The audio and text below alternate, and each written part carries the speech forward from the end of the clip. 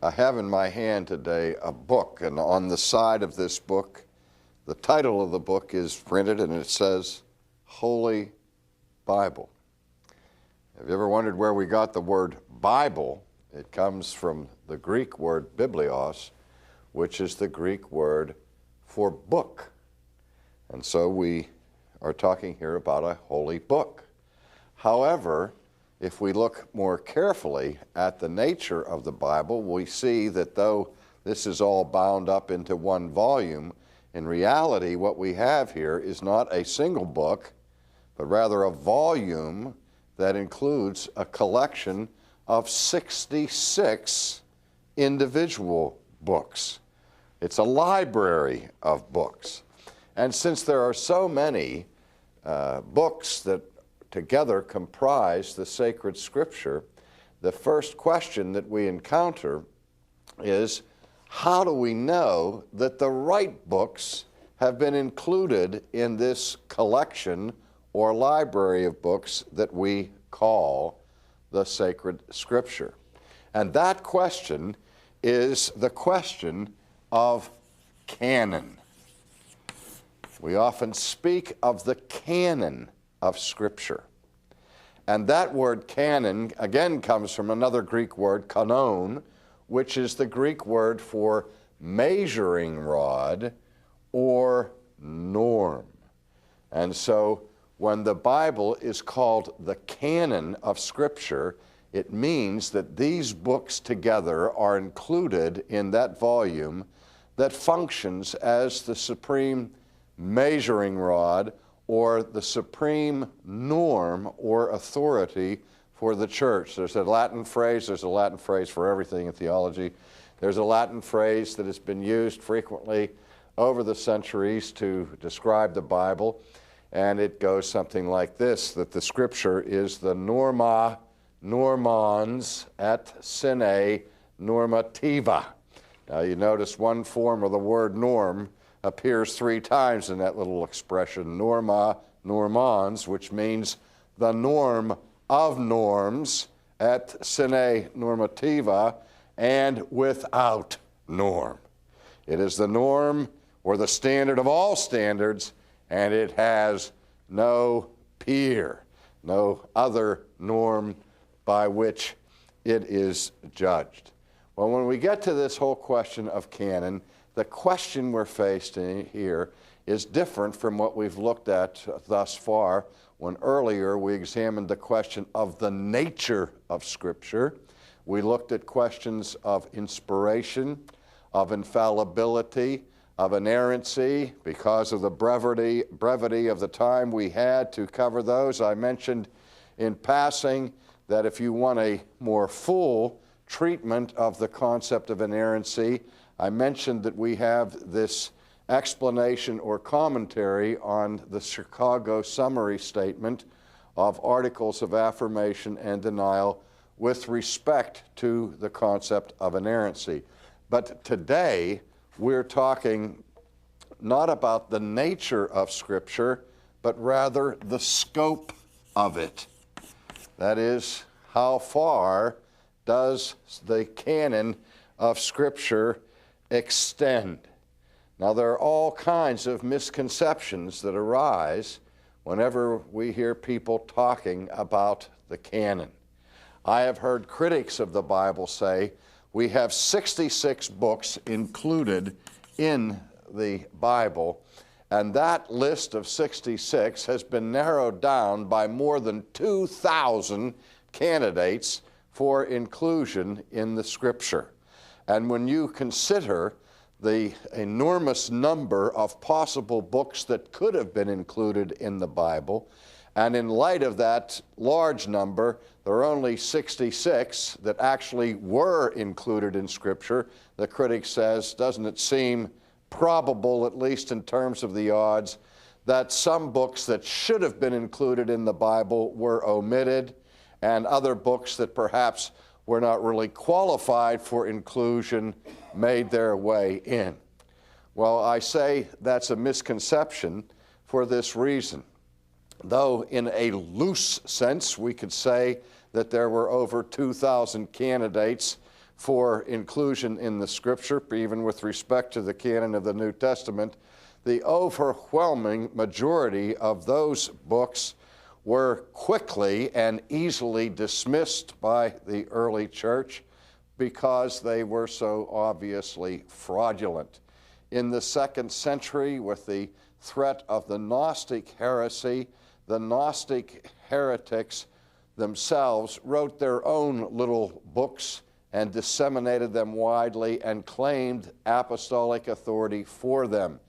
These books were never seriously considered for inclusion in the canon, and so it's really misleading to say that there were over 2,000 potential candidates. If you actually look at the historical selection process that the church went through with great caution and careful investigation, you will see there are only three at the most, books that were ever given any real serious consideration for inclusion in the New Testament that in the final analysis were not included. And they include among them the Didache, the Shepherd of Hermas, and the first letter of Clement of Rome. But if you look at those documents and read them for yourselves, because we have editions of those still available in the church today, one of the things that jumps off the pages as you read the material from these late 1st century or early 2nd century writers, that the writers themselves were obviously conscious that they were sub-apostolic and post-apostolic.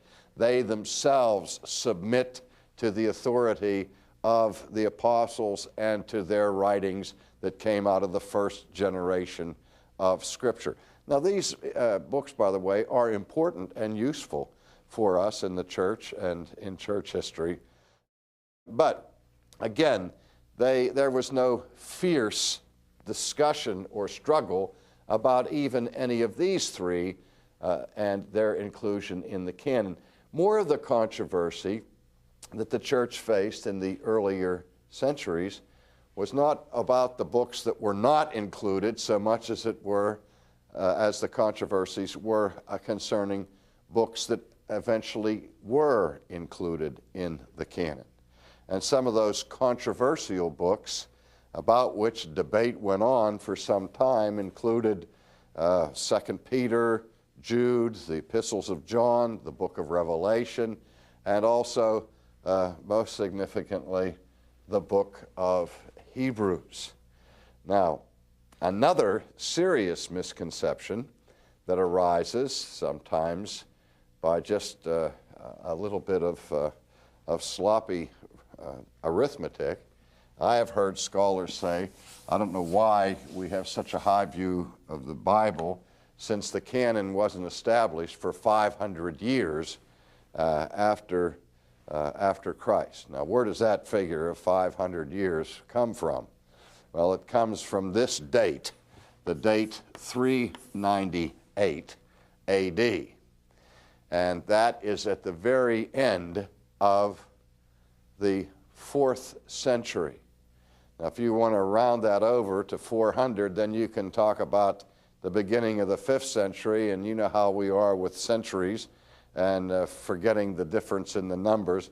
The beginning of the 5th century is not 500 years after Christ. But that's how the reasoning goes. The last council or synod that the church had to finally, once and for all, settle the parameters of the scope of the New Testament canon was in 398. Now, there were several earlier investigations that had been made before that. So there was a process that took time, and the process wasn't complete until 398.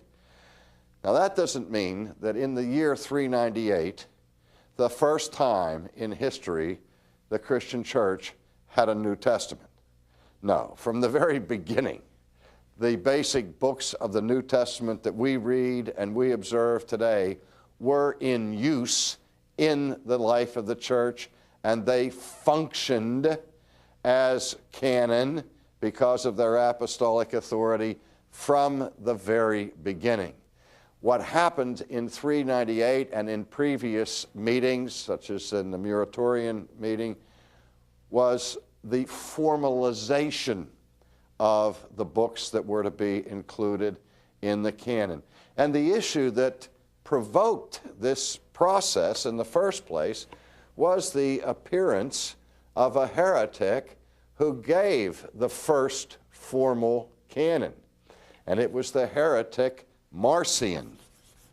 Now, and his followers were called Marcionites. Now, not Martians that come from outer space, but the heretic Marcion was one who, being influenced by Gnosticism, believed that the God who is portrayed in the Old Testament is not the ultimate God of the universe, but was rather a lesser deity, kind of a demiurge, who had a nasty disposition, who was fierce and angry and kind of mean.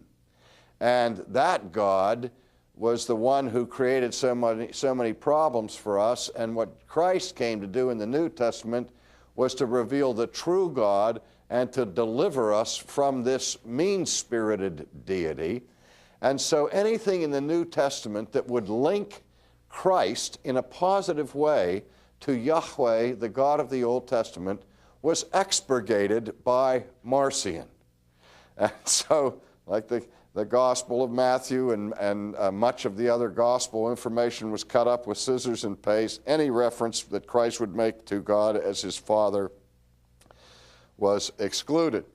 And he also eliminated some of Paul's writings and gave us a very small, abridged version of what we now call the New Testament. So it's the church's response to that heresy that made it necessary for the church to give an authoritative, formal list of actual biblical books. Now, one of the things that trouble people from time to time is that there was a historical selection process. That we cannot deny. And that there were times in church history where books like the book of Hebrews was questioned with respect to its authority. Now, at the time that the church was engaged in this selecting process, a threefold test was used in order to determine canonical authenticity. In other words, there were benchmarks that were applied to contenders. And the first mark or test that would verify a book's authority for the canon was its apostolic origin. Now, this apostolic origin criterion had actually two dimensions to it. To be of apostolic origin meant either, one, that it was written by an apostle, or two, written under the direct and immediate sanction of an apostle. Let me give a couple of examples of that. The book of Romans was not in question because everybody granted that it was written by the Apostle Paul and carried with it apostolic authority. And the Gospel of Matthew was certainly not questioned, nor the Gospel of John, because these Gospels were written by the disciples who became apostles of Jesus. But what about the Gospel of Luke and the Gospel of Mark? Luke was not an apostle, and neither was Mark. However, Luke was an associate of the Apostle Paul, went with him on his missionary journeys, and had the apostolic authority of Paul sanctioning his literary output. Likewise, Mark was seen as the spokesman for the Apostle Peter, so that the authority of Peter stood behind the Gospel of Mark as the authority of Paul stood behind the Gospel of Luke. So from the very beginning, there wasn't any doubt about the apostolic authority and biblical canonicity of the four Gospels, of the basic corpus of Paul's writings, and so on. Now, the second criterion that was used was reception by the primitive church. We take, for example, the epistle to the Galatians in the New Testament. The assumption is that the letter that Paul wrote to the Galatians was not intended simply for one congregation, but had a broader audience in view and was written as a circular letter to be circulated to the churches in the Galatian region. But not only was that true of the Galatian epistle, but we also know that the epistles of Paul and that the gospel writings were widely circulated among the first century congregations and churches that had been established. And so, as a matter of historical reconnaissance, the church, in looking back in the second and third and fourth centuries, would say, well, we know that this particular book was received and quoted as authoritative very early on. Remember, I mentioned a few of these extra canonical books, like the letter of Clement, where Clement cites, for example, Paul's letter to the Corinthians. And you see the authoritative citation of books that had been received by the primitive Christian community as authoritative. Even in the Bible itself, Peter makes mention of Paul's letters as being concluded among the category of Scripture. Now, the third principle was where most of the controversy came in, and so I'll draw a picture of it. You have your inner core of books that were apostolic and sanctioned by apostolic things, and then also received by the early church. These are the books, the basic core of the New Testament that were accepted into the canon without any real controversy. And then you have what we might call a second level of books about which there was some debate. And one of the issues that was raised with respect to these books was the compatibility of the doctrine and of the teaching of these books with the core about which there was no question. Now, this is what caused and provoked some of the problems with the book of Hebrews, because Hebrews chapter 6 has often been interpreted by people as indicating that a person who has been redeemed by Christ can lose his or her salvation. And that seemed to be out of sync with the rest of the teaching of the Scriptures on that subject, although that chapter may be interpreted in such a way that it's not out of sync with the rest of the Scripture. The irony here is that the thing that finally swung the debate over Hebrews was the argument that Paul was its author. And it was the belief of the church in the early centuries that Paul was the author of Hebrews that really got it in the canon. And that's ironic in as much as there are few scholars today who still would argue that Paul wrote it, but there are even fewer who would deny that it belongs in the New Testament canon. All right, so there has been this sorting process. But a dispute arose, of course, in the 16th century with the Reformation between the Roman Catholic Church and the Protestants over the scope and extent of the Old Testament Scriptures because of the question of the Apocrypha, that group of books that were produced in the intertestamental period. The Roman Catholic Church embraced the Apocrypha. The Reformation churches, for the most part, did not embrace the Apocrypha, and that dispute centered on the question of what was the Jewish canon that Jesus accepted and was accepted by Israel in the first century. And it's a historical debate because of this.